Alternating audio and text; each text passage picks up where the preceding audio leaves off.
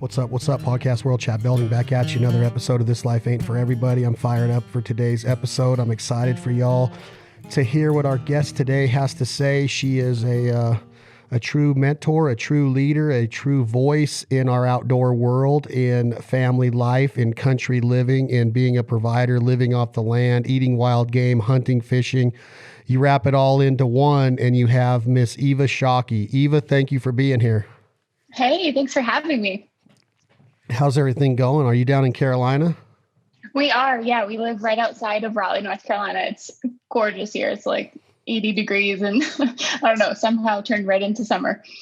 Nice. I've been watching quite a bit of you. You were part of the new launch of the Traeger app, and you part of Team Traeger, and you seem to have a pretty good hold on the cuisine that you want to prepare for your family. I assume that a lot of it's wild game, but give me an idea and the listeners an idea of what you've really been throwing down with. I saw some chocolate chip cookies. What else are you doing on the Traeger today? Literally everything. We use our Traeger probably 5 days a week, and I have for years now. I think I got one maybe 4 years ago, and it's been an ongoing. We definitely cook a lot of our meat on it because my husband does not like to cook, and on the Traeger, he literally cannot ruin anything. So every single time we cook or grill out, he uses the Traeger and is like so impressed with himself, which I am totally fine with. And then plus right now, when everyone's home during this craziness, nice to not mess up the kitchen and have extra stuff to clean up. So we basically just been everything you can cook in an oven is going on the Traeger right now. There's just no ovens involved. What are some of your personal favorites that you've come across lately? My daughter loves to help me, and it's hard to let her help with meat just because it's raw, obviously, and she wants to like touch it and flick her fingers. So I've been cooking things that she can help with. So we've been making cookies and banana bread and all the stuff that just keeps us in good shape during this quarantine and helps us gain 20 pounds before it's over. So speaking of gaining 20 pounds, and I've heard that kind of consistently across the board with the quarantine and the corona, you have always been able to share your fitness and your training and that way of life as well. Talk to me a little bit about how important it is with your preparation, your mental preparation, and how are you a detailed person to where you have a notebook? Are you old school and you write it down? Is everything in your iPhone? Assuming you don't have a BlackBerry. I know you're from Canada. I don't know if they have iPhones up there yet, but how does Eva Shockey keep her day? Because I mean, like, you have so many titles, so many responsibilities. And then on top of that, you're a wife, a mother of two, you just built a new house. How important is organization, and how do you approach your day?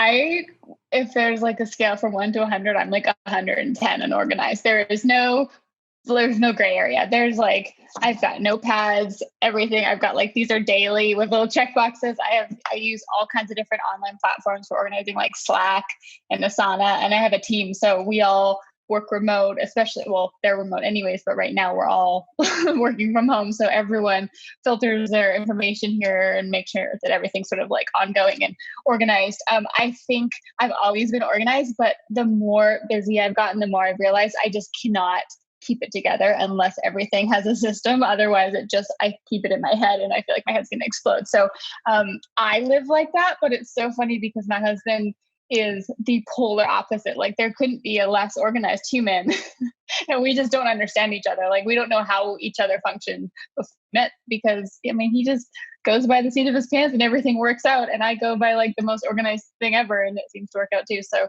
to each their own, but yeah, I have notes everywhere you look. There's notes in my phone, on my computer, on my desk. Just how I work. Are you bullheaded, or have you ever thought of maybe a personal assistant, or are you just not into that as far as like giving a lot of these tasks to keep you organized and to keep your maintenance going as far as your schedule goes and your travel? And obviously you're not traveling right now, but a lot of times you're traveling as well. Yeah, I'm absolutely, bullheaded a little bit. I'm just, I would say perfectionist. So that's hard to delegate some of the jobs. However, I would love a personal assistant, but since it's a very small business and it's just me as like the brand, I have to really choose what I need the most help with. And for me, I have with like my content creation and partnerships and stuff like that. So only being able to hire a couple people, I had to really be strategic. So at this moment in time, I do not have a personal assistant, but with everything going on, it actually worked out well that way because I have more time to make sure I'm organized. And then the girls that are experts at their jobs, they help me with the stuff that I'm not so good at. So, I mean, for the time being, that's how it's going. And I'm just every day so grateful to have work and have an awesome career and so many amazing people that I get to talk to every day. It's pretty cool. Yeah, I think it's a career that obviously you work very hard. You're very good at it. You're well suited for it. Your family, it's no secret that how successful your dad has been and how influential he has been in the outdoors and the messaging from any of his partners to NRA to SCI. Jim Shockey is a great ambassador, and you have become. And I wanted to touch on, is there pressure on Eva Shockey with the responsibility that you take on as this woman that is so influential to so many girls of so many different ages? I've seen your meet and greet lines. I've seen how people react to you. Girls want to read your book. They want it signed, and so do guys, but I'm specifically talking about young ladies. Is it ever a pressure? I know it's not a burden, but is it ever a pressure to have that responsibility to always be the voice of getting more people involved in the outdoors and having that mentorship quality that you have? I think it's a really, really incredible opportunity and responsibility to have. I'm glad that I was sort of, I don't know if groomed is the right word, but I was just used to it. I was used to being in public. I didn't just fall into it like some people do and they have no idea what to do or how to handle it. My dad has been in the public eye my whole life. We've had film crews around. I've traveled around to all the shows and like I've seen him do it for so many years. So being able to slowly transition into myself being a brand as well, sort of separated from my dad, but working together, but in my own little world now that I have all the women and all the other people, it's really incredible to be able to share that and try to spread that. And hopefully somebody will pick up on it and know that that might make their life just a little bit different and a little bit better.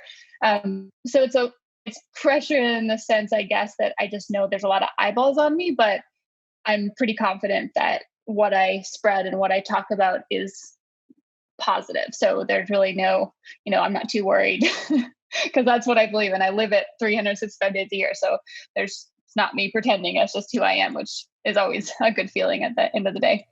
When I have these conversations with really, really good people, I don't think there's a lot of hunters that I've been able to talk to through my network that don't share a lot of the same values that you do or I might, ethics, honesty, respect to the resource, compassion for the animals, living off the land, all of these values that your dad and mom taught you, your grandma and grandpas who have been very storied over the course of the TV career of the Shockey family.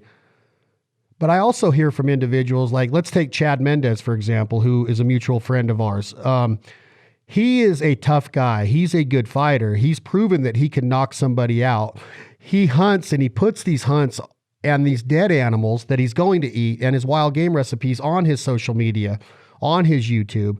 And even Chad Mendez, who could throttle somebody in the drop of a dime, still gets haters that will talk smack to him and degrade him and insult him. Does Eva Shockey get this with as good of a voice as you are, as well-maintained as you are, as ethical as you are, your family's reputation? Do you get hate mail? Do you get haters still with all the love you get?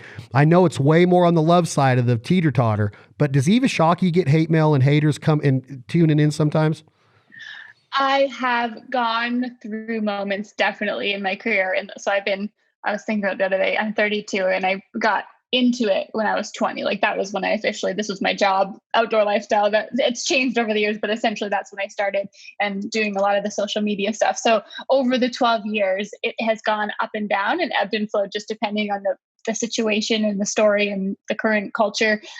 Right this second, I will say it's probably the least I've ever got. And I really think it's because in the last couple of years, I mean, it's kind of common sense. In the last couple of years, I've had 2 babies. I've been a little busy being a mom. We moved to North Carolina, built the house, all that stuff. And so my message is still like, I fill my freezer, I eat wild game, I source my own meat. I love that. But I also like, these are the other things I do. And I think it's been able to open people's eyes up like, oh, there's not a stereotype for who has to be a hunter, who's not. Like, do I look like a hunter? I guess technically not, but do I hunt? Yeah. And I talk about it and I promote it. And I think that's great. I think in my earlier years, maybe also now I have a bit of a stronger voice and more confidence. In my earlier years as like a early 20 something blonde smiley girl that was on hunts, I was a target. I had a big following. My dad had a bigger following. I was this young girl that I think people that didn't like hunting thought that they could get at easier than maybe a middle-aged man. And gosh, I mean, it was crazy. It was crazy for a while. But again, that's sort of back to your question of, is there pressure?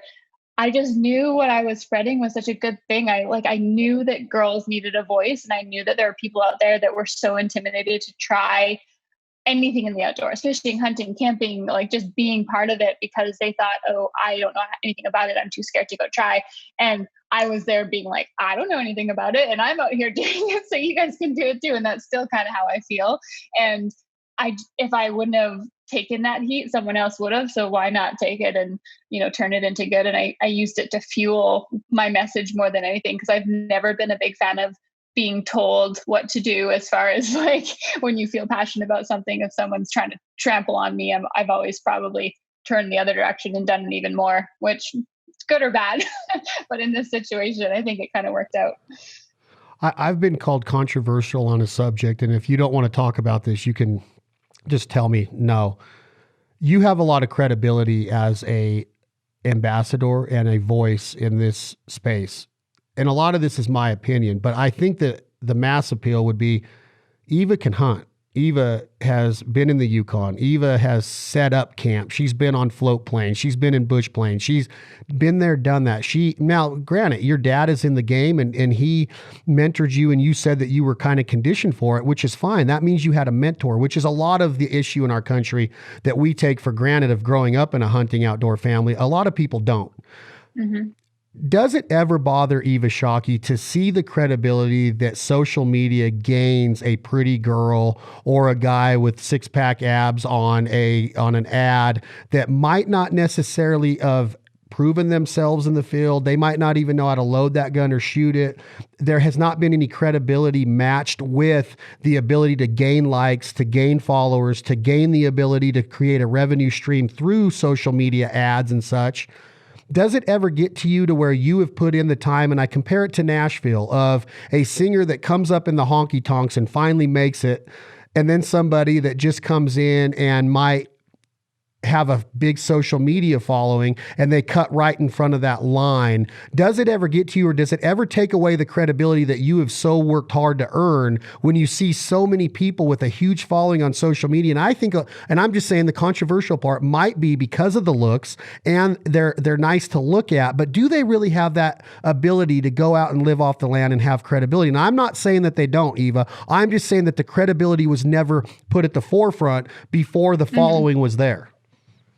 Yeah, I think that has never been something that I've concerned myself with. And here's why. Because, I came up because my dad had hunting shows. So I got a leg up right away. And that is something I've never tried to pretend didn't happen. I think the difference is that if you handle it the right way and do it the right way, like I said, I've been around for 10 years now. So there was a lot of people that came up when I came up that are not around anymore because they didn't handle it properly. They didn't make the right decisions.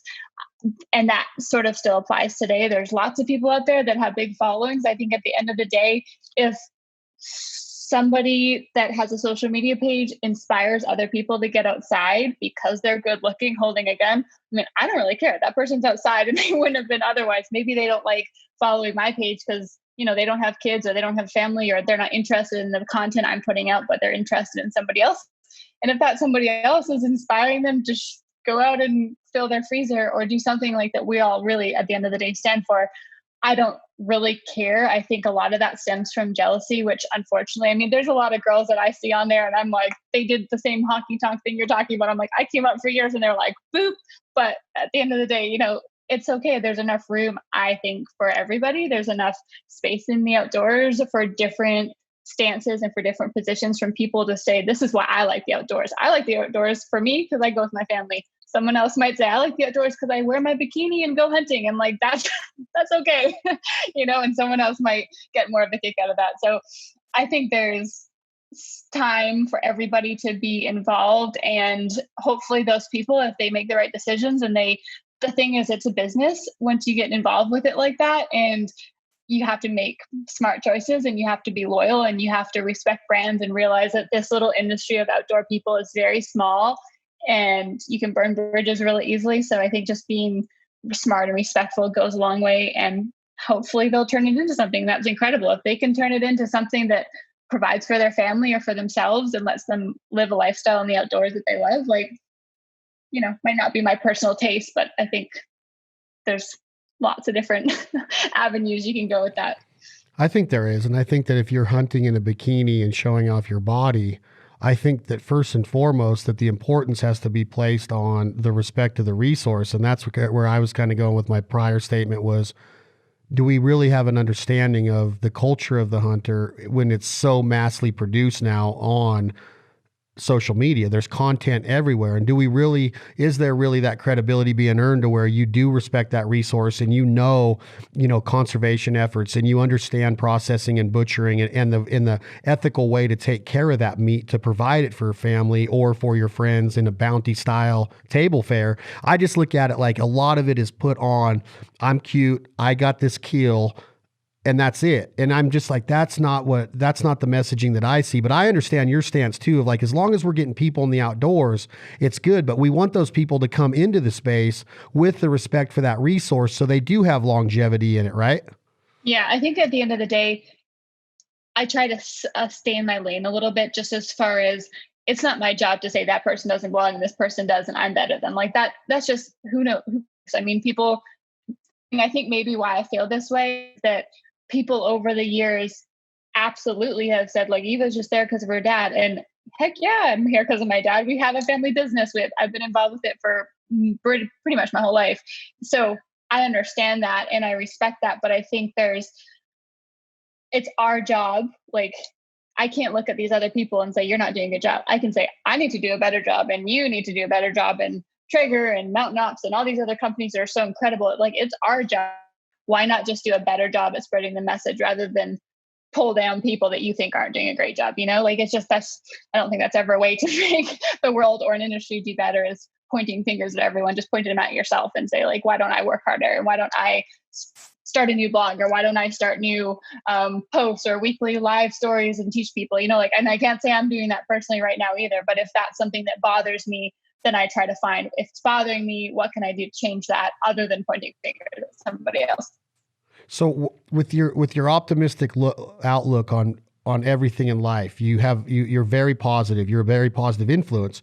Does Eva Shockey experience downtimes? Do you get hurt? Do you get emotional when you see maybe your dad getting attacked for his political views? Or have you guys just learned that it is what it is? It's going to come with the territory. And we have to just keep doing what you're doing, of spreading the good word and always staying optimistic with our focus in our lane and focus forward, and not really relishing on any of the negativity that can come out of it? Or does Eva Shockey go through periods to where she does get down and she needs a pick me up once in a while? I think having a really strong support system is super helpful. I mean, couldn't be more grateful, obviously, for my dad. Not necessarily for the fact of what the family business he started, but just having him there as a bounce ideas off. And if I have things going on with work, like, he is my number one business person that I can talk to. I think because he gets it. It's such a strange business. I can't really go to some mentor that's out in some other industry because they just wouldn't. The outdoor industry is like a very unique situation. It's hard. I think before I was married, when I was getting hate stuff about what I was doing, I honestly didn't really think that hard about it. But once I got married, which, I mean, my husband's like Chad Mendes. He was a professional hockey player, like fighting and being tough. But when people comment about him, that gets me like kind of riled up, which, like, I don't know, what am I supposed to do? Nothing. Obviously, he could take care of himself. But yeah, I think it's just human nature to feel a little bit defensive when it's about someone you care about. But for the most part, I think we're all fairly level-headed. My dad, myself, and my husband have all been in public enough to know that people just, no matter what you do, you are not going to win. And that's at the end of the day. And I say, if everything crumbled down tomorrow, and honestly, with today's climate, it literally could crumble down tomorrow, I just try to feel like, would I feel like I did the best job I could do?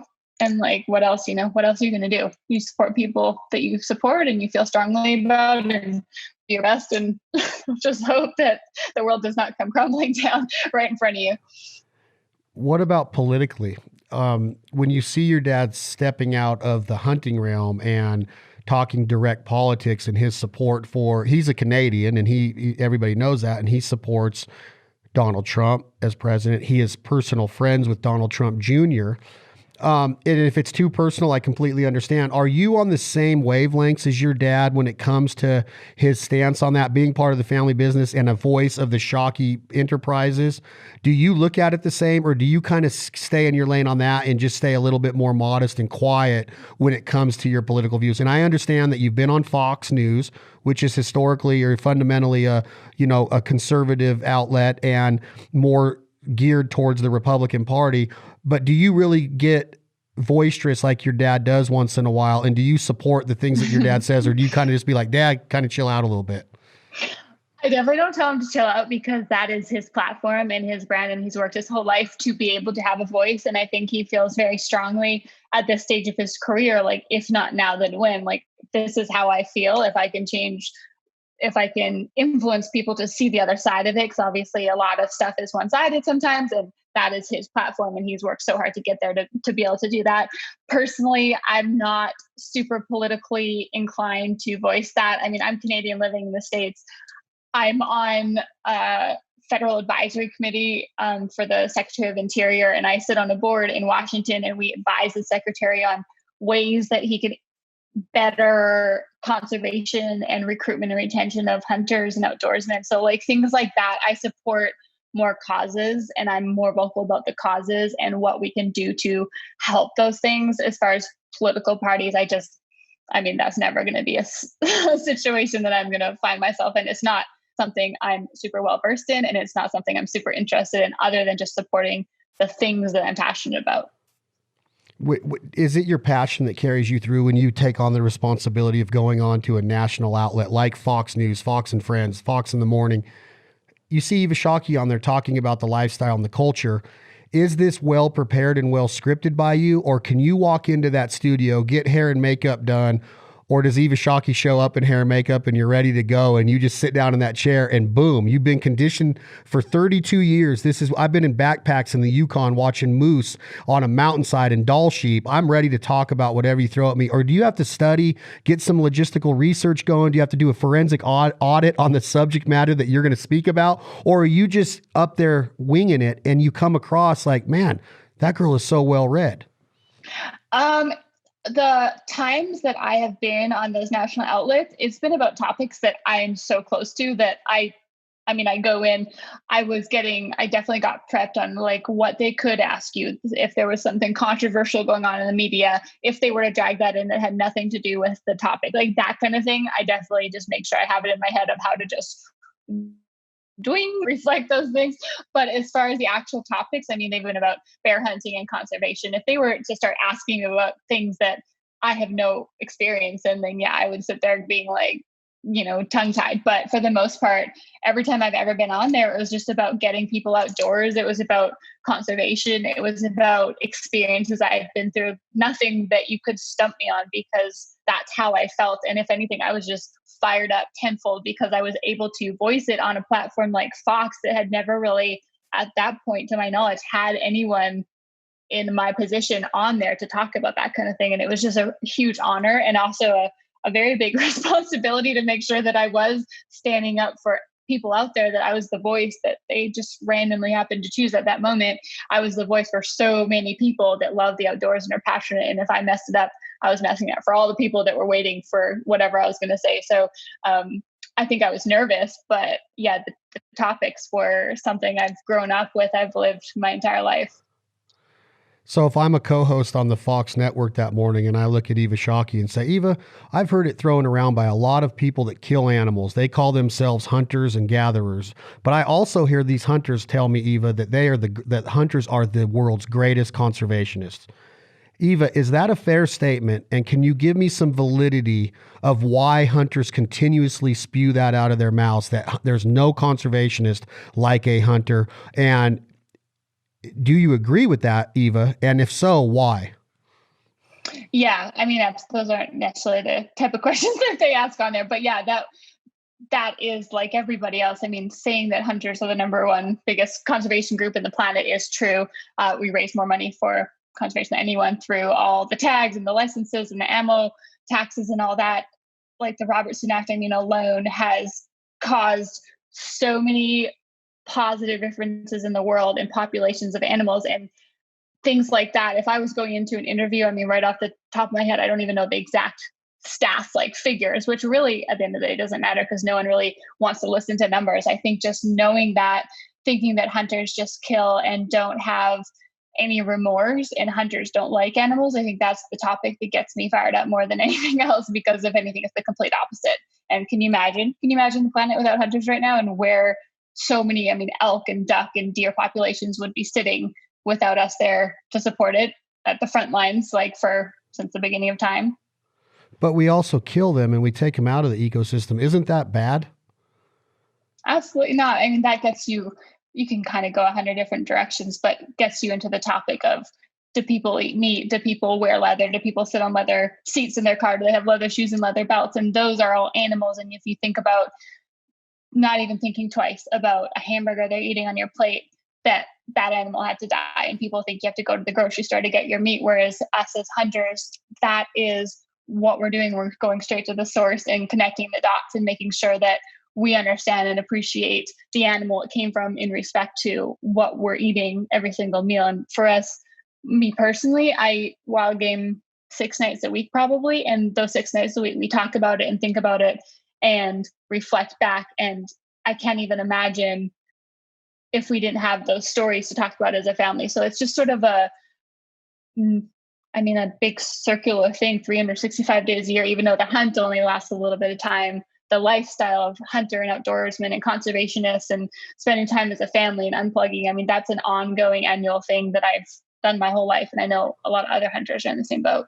When you bring up stories and memories in your table talk with your family, when your dad was on the podcast, we talked about the documentation that the Shockey family has been able to achieve over the last 20 years and how important that is to him. And they just did this thing in Vegas where they did kind of like a highlight reel of your grandpa. How important it is to you when you look back and you can go into that library and pull those out. And when your daughters are old enough to understand, and they might be already, but here's your great grandpa, and here was what we were doing way before you were ever even thought of coming into the Shockey family. How important is that to have, and how close do you hold that to your heart? Because there's a lot of people out there that, oh, that's just another season in the books. Now it's time to move on to season 12 and get the episodes ready for the network. And we're getting more social media content. And it's just like this ongoing machine of constant engulfed content. Do you sit back and pump the brakes and go, man, I'm going to have such an unbelievable amount of footage of my family at my fingertips for so many years to come? 100,000%. That might be one of my favorite things that has come from all of this. And again, if tomorrow, if everything crumbles, we've got personal home videos that everyone else treats as a TV show, but literally what you're saying to me, they're my home videos and my family and memories that I would never have otherwise. And my grandfathers, I was very, very close to them. And at the time I was young enough, I don't know if I totally understood the concept that we were capturing all those memories in a portal that would never go anywhere. But now that they've been gone for 8 years, it's something that just melts my heart. I have that forever and ever. And you're right, my daughter and my son, they both will have that going forward. Even also my dad, myself and my dad, having those memories for the last 12 years. I mean, earlier, but 12 years when I was really hunting with them and traveling with them, being able to see that transition and the relationship grow and how much time we got together that we never would have had otherwise. We didn't have a lot of time before I got into hunting together because he was so into hunting and I wasn't into hunting, and there just wasn't a lot of crossover. So that's allowed us to form a bond that I never expected to have. And now we're super, super close. I have all that footage and memories, and my mom and my brother and all the trips. And I mean, it's just, that stuff is easy to forget the details. And so having the footage is, I mean, it's been a job and a career for our family and a family business, but it's incredible that we have that to take away from it. So with that takeaway, do you ever Clark Griswolded in Christmas Vacation when he makes his way up to the attic and finds the old reel tapes and starts watching old family Christmas videos. With all of this access that you have to all these family memories, do you capitalize on it right now of sitting down and taking time to watch them and to rethink them and to think about grandpa and see him again? Or is it just something that when it's there, it'll be there if I ever want to watch it kind of deal? Right this second, we don't have a lot of time to do stuff like that. We've got a 8-month-old baby and a 3-year-old and 2 full-time jobs. So I can't say we watch it very often. I do have access to it and I will go back and see it. Usually it'll start from something that I need to pull, like I need to pull a shot from something or a photo from something, and I'll start going back into the archives. And that's one of those like black holes that you keep going and going. And I just will be sitting there crying, looking at old stuff. I also have kind of goes hand in hand with video footage and content creation. I have 130,000 photos on my phone. I'm like a photo freak. I've taken photos of everything my whole life and it's just carried along in my phone. So that is an extension of that. I have all my old trips in folders categorized, and I can see the minute I want to go see my grandfather's, I can go back in 30 seconds and find some of my favorite photos. So and my daughter knows, she never had met them. They passed away 8 years ago, but she knows which one's which and, stories about them and stuff about them. And that's pretty cool. And also, we still watch our shows on Outdoor Channel or on My Outdoor TV. And my daughter will sit there because my parents are in Canada and we're in North Carolina. And she'll be like, there's Bubba, he's shooting a moose. And she'll be in on the episode. And it's pretty, she obviously doesn't really get it, but it's pretty cool to see her brain trying to compute how she's watching her grandfather on TV and her mom or her dad or whoever's on there. So with family in the transition and the evolution of family, has it been a hard transition? And I know it has a lot to do with meeting your husband and moving down to the States and everything, but has it been a hard transition to leave home and then in that answer with, you don't get to travel as much anymore with your dad on a lot of the trips. I would assume this. You can't when you have 2 kids, and once in a while you get away. And I know family evolves and life goes on, but has it been hard for you emotionally to look back at those videos and be like, man, I wish I could still just jump in a plane and go hook up with dad? And I'm sure you could, but it's a lot harder now. There's a lot more moving pieces, I should say. Yes, you couldn't be more spot on. I'm not going to lie. My life right now, I am so grateful. We had a hard time having kids and we have 2 beautiful, amazing little humans and an awesome husband and jobs. But just being totally transparent, that is a feeling I have constantly because it's in my soul to take adventures and travel and do things that are like, hard and away and in the mountains. That's all I've really ever known and what I've done for a third of my whole life. And I'm at a stage with 2 little babies and I'm the mom. It's so strange because we're fairly traditional in our family. Like I want to be the mom and I want to be there with my kids. Also want to be on the top of that mountain with the moose. And it's really hard to find the balance. And I just say that, the moose aren't going anywhere. The mountains aren't going anywhere, but missing this stage of my kids is going somewhere. And I don't want to regret not being there for that. But Tim and my husband, talk about fairly often like this. I'm going to give it a couple of years where I just slow down a little bit. I still love it. I still shoot my bow. I still shoot guns. I still do what I can, but I have a family. And I think the cool thing about the position I've been able to get myself in is that the following that understands that. So before I had kids, I was thinking once I have kids, I guess I'm going to be kind of like sent out to pasture because no one wants to see that. But it actually was the opposite because people before were like, oh, that's cool what she does. She's like in Africa, over the world doing cool trips. That's fun to follow her. But once I had the kids, they were like, oh, we actually can grab onto something there. We have something to relate to. We have kids. We're tired. We're trying to go shooting our bows during nap time. We're trying to make food for our family. So it's been interesting to see the transition of, yes, I would love to be on the mountain, but not being on the mountain all the time has made people understand me better and I understand other people better. And it's made me appreciate being on the mountain a lot more. So when I do get a chance to go, I am like, hallelujah. Thank you, God. This is the best day of my life. And you see that in your content when you do get to go on that trip and you see like the suitcases have expanded to this many now and you have a Oh my stroller gosh. and it's like, it's a totally different mindset and you're ultra organized, but you're just like, what am I forgetting? Did I pack my broadheads? Right. Is my license up to date? Am I going to get across the border? Did I forget my passport? Like all of this stuff. And there's just so much going on. What about when you were growing up and you watched your mom with your dad going to these like the most whacked out destinations in the world for a hunter to be in, like places to where I would never even consider going. I think Arkansas is a destination for my duck hunting, right? Your dad is in crazy spots. And I'd had this conversation with your dad, Jim, but I just told you your dad's name in case you missed that, in case you forgot his name is Jim. Got it? Yep. I had a Noted. conversation with your dad, Eva, and I asked him, I said, being away, I remember a quote by Jim Shockey, and he couldn't remember where he said it, but your dad at one time said, the road is lonely. What about the other side of it when your dad would leave your mom and as in love as they are, and they always have been?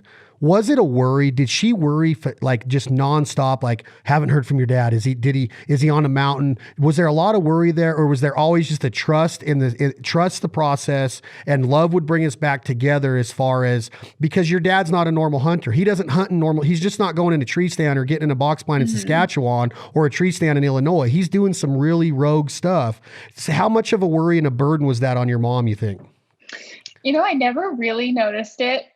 I think it took me a long time to even realize it was weird or different than most people. It took me into my 20s to be like, wait a minute, this is a sort of a strange family dynamic, but I never understood that. They are the happiest couple I've ever met. My mom is just a saint, like an absolute saint. And I think at the end of the day, she has complete trust for my dad as a person, but also knows that my dad's personality and his passionate soul about the outdoors and hunting, there's no way she ever could have in a million years tried to not want him to go do whatever it is he was passionate about doing. So I think that gave her peace in knowing like, this is his choice here. He's got this handled. He can't be doing anything else. This is what he was born to do, what God put him on this planet to go do with his life. And I think, like you said, you just kind of trust the process and you know that that's where he's meant to be. And he is the most, he's so smart. He's organized, he's deliberate, he's careful, he's cautious. As much as you can be when you're in Tajikistan or wherever you would be. And he called my mom every single day that he was on a trip from a satellite phone, no matter where he was. Every night before he'd go to bed, he'd call her. And I just remember being like, that is crazy. But I guess if you have a relationship like that where one person is on the road so much, you just need to have that touch point. So he would call her every day. And they're just so happy and they loved it. And it was a pretty cool way to experience. And if anything, that's what I'm more like my dad in that sense. I just like being gone and traveling and adventures, but then I'm also the mom. So I'm kind of the combination of the two of them. He was the dad, so he left and my mom didn't want to leave. So she was a stay-at-home mom. I'm like, I want to be a stay-at-home mom, but I want to be the dad traveling on the mountains. And I kind of just want to do all the things. And I guess there's a time and a place for everything. But won't Brant, your husband, be the saint like you just said your mom was? And when the kids, I have a daughter, and for the first few years it was mommy, mommy, mommy, but now dad and daughter are tight. So like we're attached at the hip, right? She's hunting. She's blown a duck call. She shot her first duck on the youth hunt in February. She's eating wild game every day. She's learning how to cook. We're going with the quarantine. We're doing a lot of physical education, a lot of home ec stuff, cooking and butchering and processing and exercising. Isn't Eva going to get that? Isn't that feeling going to come over you where I got to go? And then is he going to be the same? Be like, don't worry, I got the girls. You go to Tajikistan and get your sheep done and we'll be here waiting for you. See how hard that would be? Like your dad is leaving you and your brother, your mom, who he is engulfed with. He told me the story of how he hunted her down in the ballet studio, which is, I don't know if you listen to the podcast, but the story's awesome. And yeah, it is awesome. So anyway, I think that, would it, do you think it would ever get there to where you're going to have to say, hey kids, I'm going to go on a month long road trip right now? Could you do that like your dad was able to with the support, assuming that your husband's going to support that? Well, the stay at home is not for him. The 24/7 with kids everywhere, and snacks and crackers everywhere, not his thing. Loves his kids to death, and kind of like you, him and my daughter are tight, which actually drives me crazy because they are so close. And so I'm usually with the baby because I'm the mom and just happen to be with the baby. So he goes with my daughter, Lenny, who's 3, and they go and, do more of the outdoorsy stuff. But I'm like trying to get dinner ready and all this. And she thinks that he's the one that's like the one that's going to take her hunting. I'm like, no. I gave all that up for you. Yeah. Come on, girl. So we're working out the details. At this stage, I have no interest in going for a month. What I would love to do, which is Tim and I have talked about a lot, we want to bring our family. I grew up traveling with my family. It wasn't, my dad went on trips, and absolutely more so as we got older, like into high school, when you're so busy with school, you can't really travel a ton. So that's when he started traveling on those big trips. Early years, my only memories are going on family trips, and not like fancy resort trips, but like a cabin in the woods or a trailer that we drive to Mexico to like stuff like that. And that's what Tim and I would love to do if we get the opportunity, because we want to bring our kids along and teach them all the stuff that we love. And I really don't have, I'd love a week here or there. Like I'd love to go to the Yukon, and that's not really something to bring a 3-year-old to at this stage, but I would love in the big picture just to do a little bit more adventure seeking. now that we have the 2 babies, Earthside, so my son is 8 months. So like in the next, year, 2 years, hopefully we'll have a little bit more freedom to bring everybody, get a trailer and hitch it up and just go. All right. Some Eva Shockey questions, just so the audience knows what kind of girl you really are. You get some downtime. The kids are taking a nap. It's workout time. You got your headphones on. What's the music, or what's the specific song playing? Oh, I do mostly on the Peloton. I listen to country all the time, but I'm not gonna lie, when I work out, it's like hip hop. It's gotta get me riled up. And usually, Peloton, you can choose different rides based on different music. So I'll listen to like R&B or hip hop or anything that is high intensity. Eva Shockey listens to rap music. Mm-hmm. Gangster rap, or like the clean version? Well, it depends if my kids are around. Okay. Eva Shockey goes for a snack in the middle of the day. Are you a cheat meal girl? Do you ever cheat when nobody's looking? Do you think that balance is everything in nutrition and diet? I know you're part of a mutual partner of ours as well, Mountain Ops. You drink the greens, you do the kale, you do a lot of the things that we do, but are you a cookie monster? Are you an ice cream freak? What is your snack of choice, and what is your cheat meal of choice? I am all about balance. I can't count macros. I cannot tell myself I'm eating one hardcore way and not cheating. Like that's not how my brain works. As soon as I do that, I'm like, all I want is the thing that I didn't even really want before, but now that I'm taught myself. So we are very much healthy, definitely. My husband was a former athlete, and I've just always been healthy, but we eat, if we want snacks and treats, we have them. Although I try to get the healthier version. So I always make Mountain Up smoothies every morning. I have collagen in my coffee. I try to cover my bases so that I have the nutrients and stuff I need. And then when I'm like, oh, but now I want something, we actually just found this brand called Smart Sweets. I don't know if you've heard of it. And it's like candy. I'm a candy. So I guess to answer your question, I don't really care about ice cream. Don't care about donuts and pizza, but like candy is my thing. Chocolate candy or like hard candies? No, like gummy candy. Gummies. Okay. But we found a brand that makes gummy candies that are like super healthy for you. So and they taste good. Have been just going down in our house. Yeah, they taste really good. I know, crazy, right? Okay, with as close as Jim Shockey and his daughter Eva are, no secret, you can see it. You guys have awesome banter. You have an unbelievable, just a love for each other. You're a daddy's girl in a lot of ways, according to the TV show. Tell us about the first time, the physical meeting of your dad. Did he pull your husband's shirt over his head and beat him up hockey style? Did he challenge him in an ice skating match? Did he challenge him in a shooting the puck off?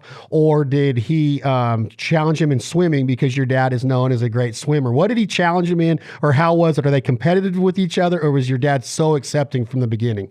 Oh my gosh, they are so competitive. I'm trying to think. I actually don't recall the first time they met, but when we got engaged, there's a couple instances. They're so competitive. My dad was a former athlete, and then Tim was a more recent former athlete. So my dad thinks he's still like just as competitive, and he's like mentally competitive, but Tim is, he's 36 now. So he's like, was in his peak in his athletic years a couple of years ago.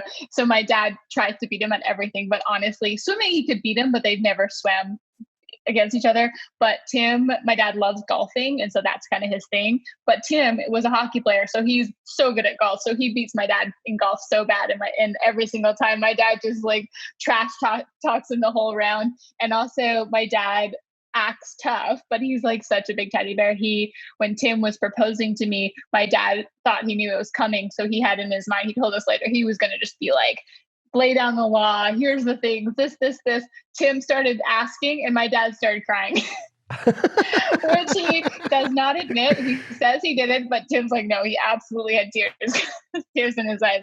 So that's who my dad is. I mean, he loves to compete, but at the end of the day, it's usually for fun, especially with someone like Tim that I think deep down he knows it's going to be real tough to beat him. So with your upbringing and your livelihood, you're around a lot of guys. It's kind of guys camp a lot of the time, right? You're growing up, you're around your dad's guides, you're at shows. It's probably really mellow. And then once you start getting this voice, more girls, you're getting more girls involved in the outdoors. But with you being into your maybe mid-20s when you meet your husband, what did he have that was so special that lands Eva Shockey? How does he even get a first date? How does he even have the guts to act for a first date when the man with the 6'4" man with the black cowboy hat's lurking over her? How does this all come about?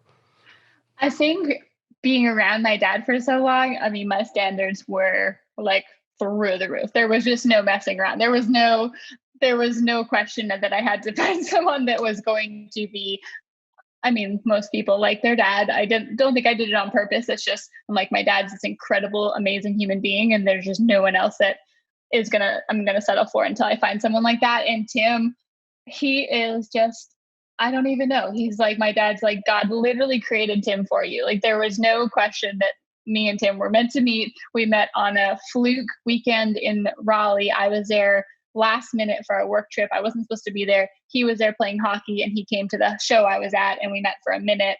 I don't even know how to put into words. He's just awesome. Everyone falls in love with him. He's like quiet and calm. And as my parents say, he knows when to keep me in line. Like he's easygoing, but not a pushover, which is what I need. You got to stand up to me, but you have to probably not compete with how much I talk. So he's incredible. Him and my dad are super close. My mom adores him. I swear they would trade me in for him in a minute if it came down to it. Oh, I don't know about that. Now, what about his relationship with your brother? Has it been awesome from the beginning? Or was your brother really protective? No, my brother is the sweetest soul in the entire universe. He's so awesome. They are very different just in personalities, but they get along really great. They have a lot in common. We don't see my brother a lot, which is kind of stinks. We don't really see everyone that often because we're in North Carolina and everyone else is in Canada. My husband's Canadian as well. He's from Ontario. So we don't see our family as much as we would like, but he's incredible. We went on our first date in May and in July we moved to Russia together for 2 years. So like, if that gives you an idea, I was like, hey, I met this new guy here. This is Tim. Nice to meet you. We're moving to Russia for 2 hockey seasons. My parents were like, I'm sorry, what? Sorry, what'd you say? But I think, and again, just like Tim was meant for me, I don't know that there's another girl on the planet that at 26 or whatever I was would have been like, okay, yeah, I'll move to Russia for 2 years. It was just, all I did was travel. And I'm like, what's the difference? Russia, Canada, US, it's all the same. So we packed up and moved to Russia and found out real quick we were either going to be meant for each other or not meant to be together. And we clearly were meant for each other and it has worked out great. And everything since then, we use it all the time. We say, if we lived in Russia for 2 years together in a tiny little apartment with nothing, no family, no friends, no one that spoke English, like we can get through anything. Yeah, that's perfect. And we really have relied on that for a lot. Well, good for you guys. I'm proud for you. I know that there's got to be something. There's got to be a lot of things probably, but your dad and you don't see eye to eye on everything. There's just no way. And I would assume that one of the things you don't see eye to eye on with your dad is that he says that bear meat is good to eat. And I said, Jim, you're crazy. And he says, I dare you to find a better meat than bear. And I said, no problem. 7 days a week, I'll smoke any bear recipe that you have. He said, come up, see the museum. We'll have a cook-off. Eva, there's no way that bear is good to eat. Tell me that I'm right. Okay. I think for a backstory, my dad thinks the weirder the food, the better. So he will literally look at the menu and try to find the weirdest thing that no one else would order. And that's what he'll order. He's just, I saw a picture on Facebook the other day. He posted he was eating grubs, like what Timon and Pumbaa eat from the bushes. I mean, I don't even know. So I think my dad, I don't know the context of the conversation. Bear meat is good, can be good, but absolutely, do I think it's the best wild game? Not so much. I mean, elk, axis deer, regular deer, moose, caribou. I could name a lot of things before bear, but bear is good and it's wild game. And at the end of the day, if that's what you have, there's a lot of good recipes that could make it taste good, I would say. All right, I'm not reading in. I'm not going to read into that like I want to read into it. I'll just leave it alone. But I would say that talking to your dad the few times that I have, and I think he's great. But one thing that I've learned about Jim Shockey is I think he would pass up on the greatest elk steak in the world, medium rare, 133 degrees internal temperature, reverse seared on the Traeger, awesome dry rub on it. He would walk past that to get to a sushi bar with high end fresh raw fish. And I think that I think your dad has an addiction, Eva. I really think when he's at SCI in my hometown, he ate sushi like 6 nights in a row. And I'm like, that's not normal. And he's like, oh, it's very normal. Yeah, but you have to think about, so he spent the last decade plus, I mean, decade is when he was really in the bulk of his like traveling 310 days a year. So 310 days a year, he was in a hunting camp around the world or in an airport eating wild game or stew, basically, is what every hunting camp, like the fancy hunting camps that you and I might have gone to at some point, those are, they probably don't have stew, but the ones he goes to in Tajikistan, they have slash that's like whatever meat that they hunted or animal that they froze or whatever, that's what he ate. So when he comes home, he's like, I'm probably good on the wild game for a little bit. He does love it. My mom is an incredible cook. She does not hunt, never has, never will, but she's great at cooking. And so she'll prepare wild game and they'll eat it a fair bit, but you're absolutely right. He will eat sushi or seafood or something like that. And I think he's probably just still trying to get over those decade or 2 decades where that's all he eats 90% of his meals. Are you a sushi girl? Oh yeah, loves sushi. We're from the West Coast, so we grew up with a fresh fish, like the West Coast of Canada, fresh fish and going prawning every day. And they still do that. It makes me so jealous. My dad, they always have fresh prawns and tons and tons of sushi. And yeah, I definitely am. But living in North Carolina, it's not quite as prevalent. It's here and we have it, but not like my dad. I've had really good sushi at a place in downtown Charlotte that had some really creative chefs, and they had Bruce Lee movies playing on the walls. Like you could watch nunchucks and all these karate moves going off. It was a really cool vibe. One of the first conversations, I've had like 2 conversations with you my whole life. One, and I don't know if you remember, was in Regina, Saskatchewan. We were at a Cabela's grand opening, and you and I and Matt Hughes and a couple other folks went to a UFC fight that night after the ribbon cutting and the grand opening of the Cabela's and your appearance. Do you remember the Matt Hughes conversation we had that night about fighting and any of that stuff? Do you remember that night at all? See, isn't it crazy? Like you go so many places and you have so many conversations. I remember seeing you and talking to you, but I don't remember this situation at all. Yeah. So we had a really cool conversation that night about Matt Hughes, it was like gorilla strength that he had, like farm boy strength, and how he was like telling the people on the screen, just pick him up and slam him the way that Matt, I didn't think that you would remember. The last question that I'm going to ask you is, a 12-year-old, no, I'm going to say my daughter, 9 years old, Alyssa Riley. She's eaten up. She loves swimming. She loves outdoors. She loves lakes. She loves backpacking. She loves hikes. She loves hunting. She blows a duck call. She loves eating wild game. If that girl doesn't have the mentor like she's growing up with, and you see that look in their eyes, what do you tell somebody, knowing what you know now? How do you tell that girl what? And you don't have to be elaborate on it, but what's the first couple steps that somebody can take of getting infatuated with the outdoors?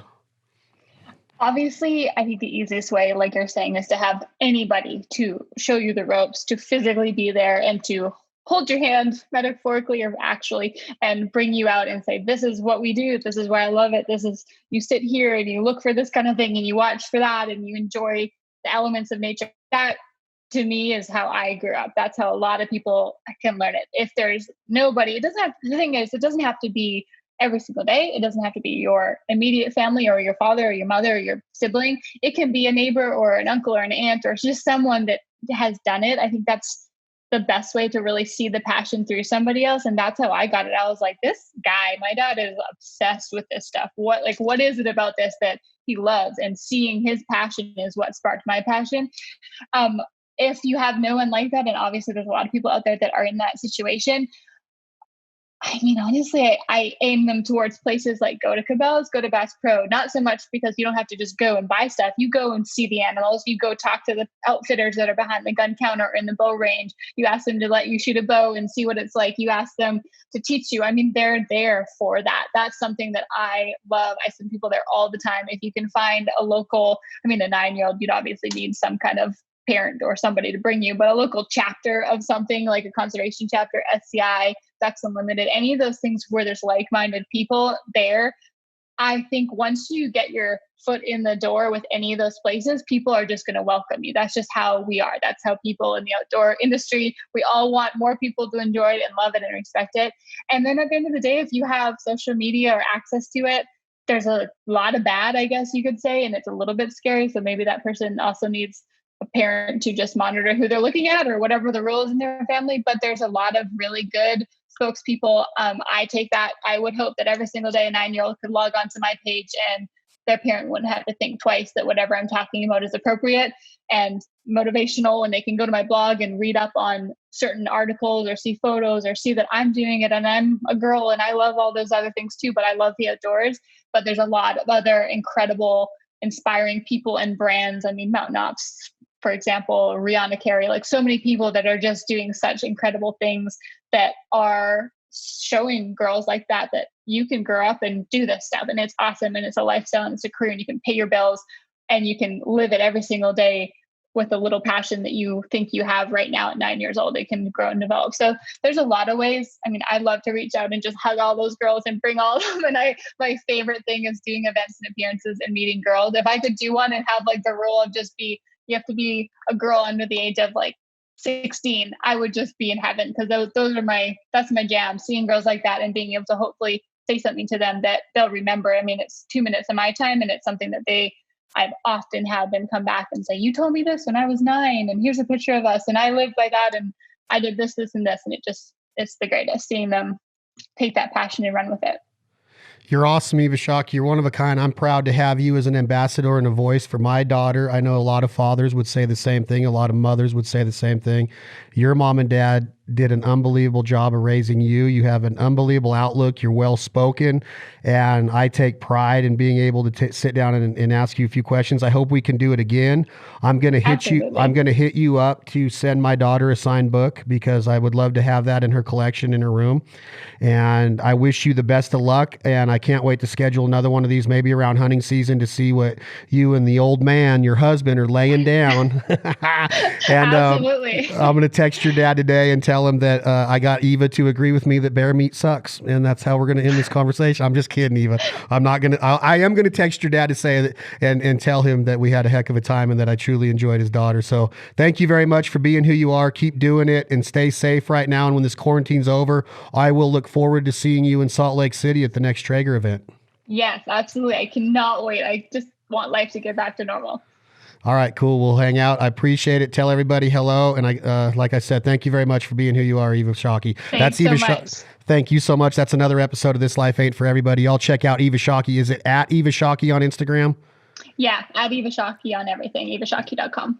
Tell your daughters and sons to follow her page. Learn how to cook wild game, get family engulfed, enriched, live the culture.